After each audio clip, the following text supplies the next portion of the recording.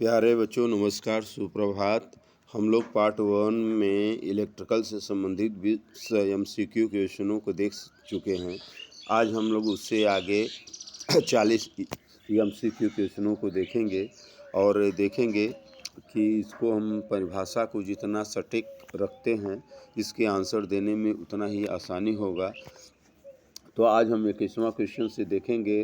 तो पहला क्वेश्चन 21वां है कि किसी बल्ब से 220 वोल्ट पर 2 एम्पीयर की धारा प्रवाहित होती है तो फिलामेंट का प्रतिरोध क्या होगा।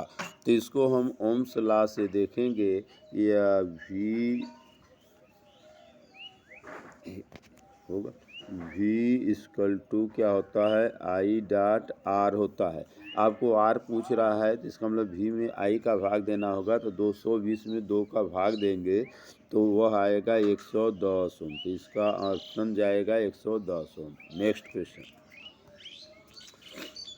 प्यारे बच्चों लिखा है कि बैटरी से किस प्रकार की धारा प्राप्त होती है। तो इसमें ऑप्शन ए है AC धारा, ऑप्शन बी है DC धारा, ऑप्शन सी देखने में AC और DC दोनों, और ऑप्शन डी कह रहा है इसमें से कोई नहीं। लेकिन याद रखना चाहिए कि बैटरी के द्वारा हमेशा जो धारा बहती है वह DC धारा होती है। इस प्रकार हमारा ऑप्शन बी सही होगा। Next question. अमीटर को विद्युत परिपथ में कैसे जोड़ा जाता है। ये बहुत ही क्रूशियल और इंटरेस्टिंग सवाल है। इस सवाल के बारे में हम अपने पहले वाले वीडियो में बता भी चुके हैं कि अमीटर को विद्युत परिपथ में कहाँ जोड़ते हैं, वोल्ट मीटर को विद्युत परिपथ में कहाँ जोड़ते हैं। अब उसी का यह ऑब्जेक्टिव क्वेश्चन है। तो जो बच्चे उसको पढ़े होंगे उसको तो उत्तर पता चल गया होगा। मान लो कि जो बच्चे उस वीडियो को नहीं देखे होंगे, नए होंगे, तो उनके लिए ज़रूरी है कि यहाँ हम बता दें। तो देखिए, पहले तो ऑप्शन में देखेंगे कि श्रेणी क्रम में जोड़ते हैं, समांतर क्रम में जोड़ते हैं। सी में दिया है कि श्रेणी और समांतर दोनों जोड़ते हैं, और ऑप्शन डी दिया है कि इसमें से कोई नहीं। तो देखो प्यारे बच्चों, जब भी अमीटर को विद्युत परिपथ में जोड़ा जाता है तो उसके जोड़ने का जो क्रम होता है वह हमेशा श्रेणी क्रम होता है। ठीक, नेक्स्ट क्वेश्चन। अब अगला सवाल उसी से जुड़ा हुआ है कि वोल्ट मीटर को विद्युत परिपथ में कैसे जोड़ा जाता है। तो यह हम जानेंगे कि वोल्ट मीटर मापता क्या है। तो वोल्ट मीटर से हमेशा वोल्टेज नापा जाता है, और इसको हमेशा प्रतिरोध के जिस प्रतिरोध का वोल्टेज नापना होता है उसके समांतर क्रम में जोड़ा जाता है विद्युत परिपथ में। तो इस प्रकार देख रहे हैं, ऑप्शन दिया है श्रेणी क्रम, समांतर क्रम ए और बी, और डी ऑप्शन दिया है इनमें से कोई नहीं। तो इस प्रकार देखेंगे कि वोल्ट मीटर को विद्युत परिपथ में समांतर क्रम में जोड़ते हैं। तो हमेशा वोल्ट मीटर को विद्युत परिपथ में समांतर क्रम में जोड़ा जाता है। Next question. अब सवाल नंबर 25 है, विभवांतर मापने वाले यंत्र को क्या कहा जाता है। चाहे विभवांतर नापना हो, चाहे विद्युत वाहक बल नापना हो, चाहे विभव पतन नापना हो या विभव नापना हो, सबका जो नापने वाला यंत्र होता है एक ही होता है। यहाँ ऑप्शन में दिया है अमीटर, वोल्ट मीटर, गैल्वेनोमीटर, इनमें से कोई नहीं। तो जान लें कि गैल्वेनोमीटर धारा की दिशा बताता है। अब अमीटर जो होता है वह विद्युत धारा की मात्रा एम्पियर में बताता है। वोल्ट मीटर जो होता है प्रतिरोध के अक्रॉस वोल्टेज बताता है। तो वोल्टेज को नापने वाले यंत्र को हम वोल्ट मीटर कहते हैं, विभवांतर को हम वोल्ट मीटर से नापते हैं। Next question. अब बहुत क्रूशियल सवाल है भाई, 1 वोल्ट किसे कहते हैं या 1 वोल्ट कहलाता है। तो देखिए, परिभाषा है कि एकांक आवेश को अनंत से विद्युत क्षेत्र के बीच में लाने में किया गया कार्य जो है 1 वोल्ट कहलाता है। V बराबर W/Q होता है। तो W का मात्रक जूल और Q का मात्रक कूलाम होगा। तो यहाँ ऑप्शन दिया है जूल प्रति सेकेंड, जूल प्रति कूलाम, जूल प्रति एम्पियर, इनमें से कोई नहीं। तो इसका ऑप्शन होगा हमारा बी, जूल प्रति कूलाम। नेक्स्ट क्वेश्चन देखते हैं। अब नेक्स्ट क्वेश्चन में है बेटा कि किलोवाट घंटा मात्रक है या 1 किलोवाट किसका मात्रक है। तो ऑप्शन दिया है धारा का, समय का, विद्युत ऊर्जा का, विद्युत शक्ति का। अब हम जानते हैं कि धारा का मात्रक एम्पियर होता है, समय का मात्रक सेकेंड होता है, विद्युत शक्ति का मात्रक वाट होता है। इस प्रकार किलोवाट घंटा जो होगा वह विद्युत ऊर्जा का मात्रक होगा। Next question. अगला क्वेश्चन है विद्युत हीटर की जो कुंडली में किसका प्रयोग किया जाता है। तो जो प्लेट लगी होती है उसको पूछ रहा है। तो इसमें ऑप्शन ए दिया है नाइक्रोम का, ऑप्शन बी दिया है टंगस्टन का, ऑप्शन सी दिया है तांबा का, ऑप्शन डी दिया है जस्ता का। तो उसमें नाइक्रोम लगा होता है, उसमें निकिल प्लस क्रोमियम दो धातुओं का मिश्रण होता है। इस प्रकार जो उसकी प्लेटें लगी होती है नाइक्रोम धातु की बनी होती है। Next question. विद्युत चुंबक बनाए जाते हैं। कहने मतलब विद्युत चुंबक का निर्माण होता है इस्पात के, चांदी के, पीतल के, नरम लोहे के। तो इसमें जो होगा विद्युत चुंबक बनाने की जो पदार्थ होता है वो नरम लोहा होता है प्यारे बच्चों। इस्पात का प्रयोग नहीं किया जाता है, चांदी का प्रयोग बिल्कुल नहीं किया जाता है, पीतल का भी प्रयोग नहीं किया जाता है, केवल नरम लोहे का उपयोग किया जाता है। ठीक, नेक्स्ट क्वेश्चन। तीसरा क्वेश्चन है विद्युत धारा उत्पन्न करने की युक्ति है। तो विद्युत धारा किससे उत्पन्न होती है।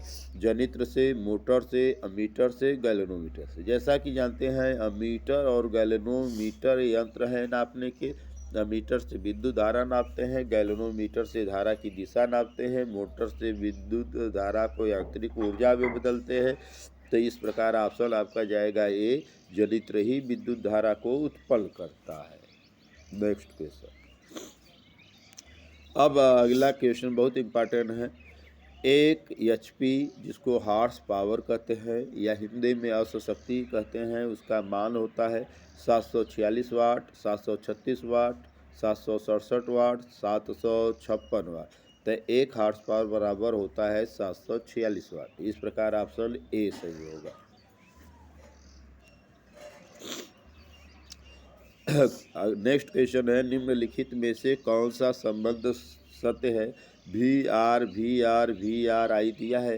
कुल मिला के यह सवाल ओम के नियम से है। तो आप जानते हैं कि ओम के नियम में V बराबर आई आर होता है। तो यहाँ तो स्पष्ट दिखाई दे रहा है ऑप्शन ए, V बराबर 1/R, V बराबर R/1, V बराबर आई आर, V बराबर IR2। तो इस प्रकार ऑप्शन आपका सी सही होगा, V बराबर IR। अगला क्वेश्चन देखते हैं निम्नलिखित में से कौन सा पद विद्युत परिपथ में विद्युत शक्ति को निरूपित करता है। देखिए यहाँ पर I2R दिया है, मतलब एक तरह से वोल्टेज बता रहा है। IR2 दिया है, ये भी नहीं है। तो इसमें VI होना चाहिए। कौन कैसे का VI, V2I जो होगा पावर बताना है तो V2I ही सही होगा। इस प्रकार ऑप्शन आपका सी सही जाएगा। कर V2I डालना है, फिर से खोलो फिर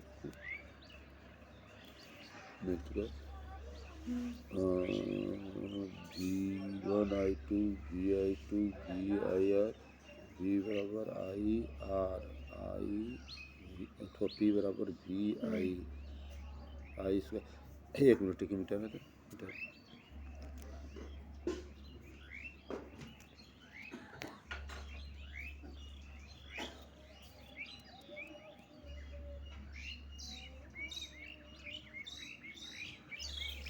सारे बच्चों इसको जिस ढंग से लिखा है इसको असल में I2 नहीं पढ़ेंगे, I2R, IR2 पढ़ेंगे, V2I पढ़ेंगे, VI2 पढ़ेंगे। तो थोड़ा सा लिखने में प्रिंटिंग में गलती हुआ जिसके कारण यह मिस्टेक हुआ। तो इसको हम ये जानेंगे कि चूँकि हमें विद्युत शक्ति को बताना है तो विद्युत शक्ति P बराबर V/I होता है। अगर V बराबर IR लिख दें तो यहाँ पर मान I2R होगा। तो इस प्रकार ऑप्शन आपका ए सही होगा। Next question.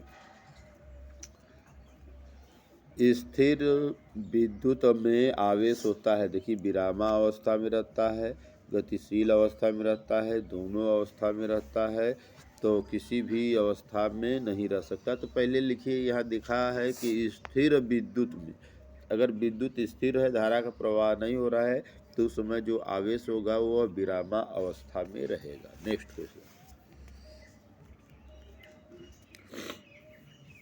धारा में आवेश रहते हैं, धारा में आवेश रहते हैं भाई, तो धारा में आवेश प्रवाह की दर, आवेश प्रवाह की दर, दर पूछ रहा है, दर मतलब समय, प्रवाह कर रहा है, तो इसका मतलब गतिशील अवस्था होता है। चूंकि यहाँ ऑप्शन विरामावस्था में दिया है, गतिशील अवस्था में दिया है, किसी भी एक अवस्था में रह सकते हैं, इनमें से कोई नहीं, तो आप इसका ऑप्शन जानेंगे बी से कि धारा में आवेश हमेशा गतिशील अवस्था में होते हैं। Next question,